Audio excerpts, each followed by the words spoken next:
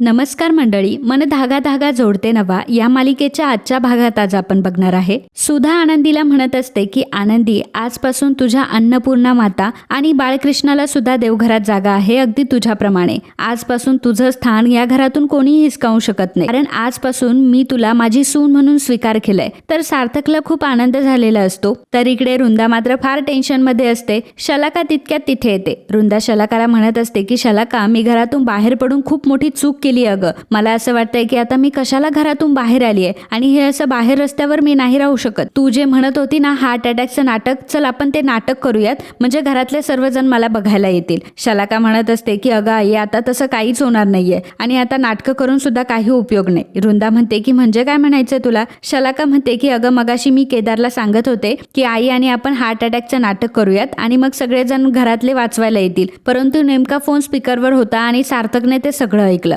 वृंदा आता डोक्याला हात लावून घेते आणि म्हणते की आता तर कुठलाच पर्याय राहिला नाहीये, आता काय करायचं आपण? तितक्यातच तिथे केदार देखील चालत चालत येत असतो. शलाका म्हणते की केदार का घराबाहेर आला? आता केदार बाहेर येतो आणि केदार त्या दोघींनाही सांगतो की तुमच्याप्रमाणे मला देखील घरातून बाहेर काढलंय. हे ऐकून वृंदा आणि शलाका म्हणतात की बापरे, आता तर आपलं काहीच खरं नाही. आता या घरामध्ये आपलं कोणी माणूस सुद्धा नाहीये जे कोणी आपलं ऐकून घेईल, आणि आदर्श दादाचा तर असून काही उपयोग नाही. वृंदा केदारला विचारते की पण तू केदारराव, तुम्ही घराबाहेर कशाला आले? त्या वृंदाला सांगतो की अहो, सार्थकला समजलं की ते जे गुंड घरी आले होते ते माझ्यासाठीच आले होते आणि मला पकडायला आले होते आणि त्यामुळे सार्थकने मला घराबाहेर काढलं. वृंदा म्हणत असते की खरं तर केदारराव, हे जे सगळं झालंय ना हे फक्त तुमच्यामुळे झालंय. जर ते गुंड आले नसते तर भाऊजींना आनंदीने वाचवलं नसतं, आनंदी एवढी महान झाली नसते आणि सुधाने सुद्धा आनंदीला कधी स्वीकारलं नसतं. जे काही झालंय ना ते फक्त तुमच्यामुळे झालंय. तर केदार म्हणत असतो की अहो सासूबाई, तुम्ही असं काय म्हणताय माझ्यामुळे झालंय? या प्लॅन मध्ये तर तुम्ही पण सामील होतात ना.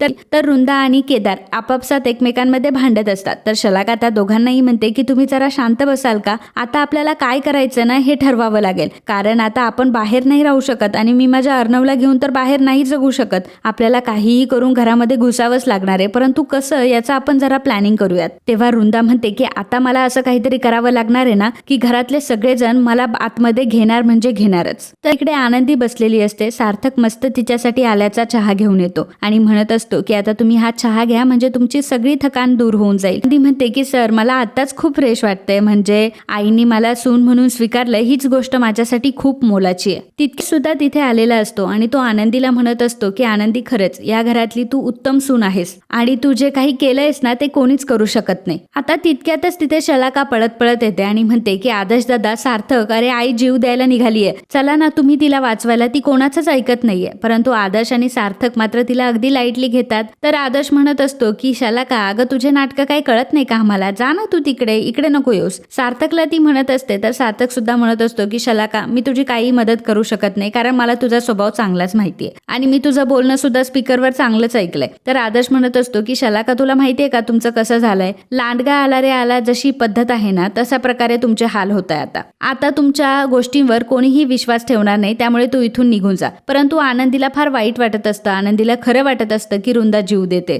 आनंदी सार्थकला म्हणत असते की हो सार्थक सर, प्लीज शलाका ताईचं ऐका ना, वृंदा काकू खरंच काहीतरी अडचणीमध्ये असतील. परंतु सार्थक म्हणत असतो की नाही आनंदी, तुम्ही बसून घ्या, तुम्ही अजिबात टेन्शन घेऊ नका. आता शलाका तिथून निघून जाते आणि घरी जाऊन ती वृंदाला सांगते की अगं आई, कोणीच माझं ऐकलं नाही, त्या घरामध्ये तू कोणालाच नकोय आणि त्यांना असंच वाटतंय की मी त्यांना फसवते म्हणून. आता आपल्याला काहीतरी तर करावंच लागेल. वृंदा आता पळत पळत एका नदीजवळ जाते आणि म्हणते की थांब, मी जीवच देते. शलाका केदारला म्हणत असते की केदार, अरे बघतोस काय, आई जीव द्यायला निघालीये. तर केदार म्हणतो की चांगलंच आहे ना, जीव देतीये म्हणून. तर वृंदा आता जीव द्यायला तर निघालेली असते, परंतु तिला पाण्याची फार भीती वाटत असते आणि ती म्हणत असते की बापरे, किती खोल आहे हे, आणि यामध्ये जर मी पडले तर मला कोणी वाचवणार पण नाही, आणि जर मी पडले आणि वर आलेच नाही तर? केदारराव म्हणत असतात की अहो सासूबाई, तुम्ही जा, बिंदास उडी मारा, काही काळजी करू नका, कारण जर तुम्ही मेलात ना तर राज्याध्यक्ष कुटुंब फार हादरून जाईल. वृंदा म्हणत असते की म्हणजे त्यासाठी मी जीव द्यायचा का? आणि तुम्हाला येतं का पोहता? मी पाण्यात पडते, तुम्ही मला वाचवाल का? केदार म्हणतो की मला तर पोहता वगैरे येत नाही. शलाका म्हणते की मलाही येत नाही,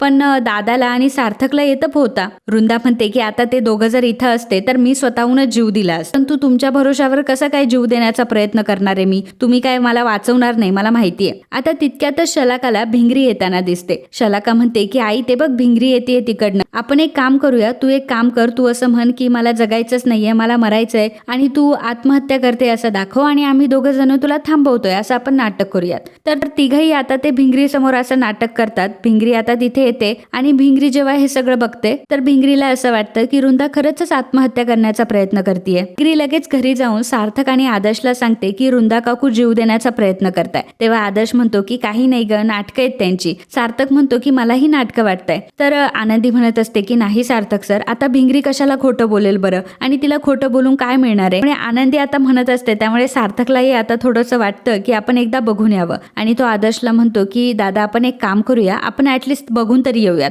आणि मग आदर्श आणि सार्थक आता रुंदाला बघण्यासाठी निघालेले असतात. तर अजून सार्थक आणि आदर्श आलेले नसतात. त्यामुळे केदार मस्त चणे खात बसलेलं असतं आणि तिथं नदीजवळ आता सगळेजण मस्त विसावा घेत असतात. शलाकाला दिसतं की सार्थक आणि आदर्श येतोय. लगेचच त्यांच्या नाटकाला सुरुवात होते. रुंदा पुढं पळते आणि केदार आणि शलाका तिच्या मागे पळत असतात आणि म्हणत असतात की आई अगं नको आत्महत्या करू, नको आत्महत्या करू. आता पुन्हा ती नदीच्या कठड्यावर उभी राहते आणि पुन्हा आत्महत्या करण्याचा प्रयत्न करत असते. सार्थक आणि आदर्श तिथे आलेले असतात. शलाकाने एक हात आणि केदारने एक हात पकडलेला असतो आणि ते म्हणत असतात की आत्महत्या नका करू सासूबाई, आत्महत्या नका करू. तर आता सार्थक म्हणतो की अगं रुंदा काकू पडशील, तुझा पाय वगैरे घसरेल तिथे. सार्थक आता पटकन तिथे धावत येतो आणि रुंदाला खाली घेतो आणि रुंदाला तो म्हणत असतो की काकू अगं काय करतेस तू, तुझा पाय वगैरे घसरेल आणि पडशील ना तू खाली. तर रुंदा म्हणत असते की नाही मला जर जगायचंच नाहीये. सार्थक म्हणतो की हे बघ काकू चल तू माझ्यासोबत घरी चल. आणि मग सार्थक आता रुंदाला घेऊन घरी आलेला असतो. त्यांचं प्लॅनिंग सुद्धा सक्सेसफुल झालेलं असतं, नाटकही सक्सेसफुल झालेलं असतं. तर आता जेव्हा रुंदाला घरी घेऊन येतात तेव्हा सुद्धा म्हणते की रुंदा अगं तुझी अवस्था अशी कशी काय झाली. तेव्हा भिंगरी सांगते की अहो रुंदा काकू जीव द्यायला निघाल्या होत्या. आता सुद्धा घाबरते आणि रुंदाला म्हणते की रुंदा काय